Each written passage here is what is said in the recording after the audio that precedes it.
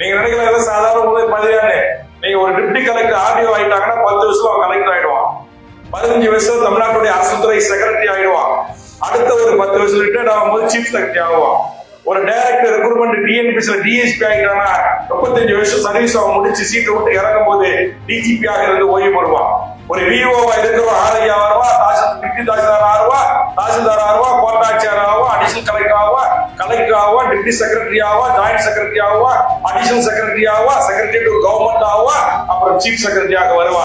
நம்முடைய பிள்ளைகளுக்கு கிடைக்க வேண்டிய அந்த வேலை வாய்ப்பு உரிமையை தட்டி பறித்து மாற்றானிடத்தில் கொடுத்த அடிமை அன்றைய ஓபிஎஸ் அரசை எதிர்த்து போராடி இன்றைக்கு தமிழ்நாடு முழுக்க இருக்கிற 7 கோடி மாணவ செல்வங்களுக்கும் தமிழ்நாட்டில் தமிழ் எழுத படிக்க பேச தெரிந்த தமிழின் தேர்விலே குறிப்பிட்ட ஒரு மதிப்பெண்ணை எடுத்தால் மட்டுமே இந்த பதவிகளை அடைய முடியும் என்று ஒற்றை ஆளாக இன்று நாட்டுடைய முதலமைச்சர் ஸ்டாலினிடம் சட்டமன்றத்தில் வாதாடி போராடி சட்ட திருத்தத்தை கொண்டு வந்து என் தமிழ் மக்களுக்குமான அரசு பதவிகளை மீண்டும் பெற்றுத் தந்தவன் வேல்முருகன்.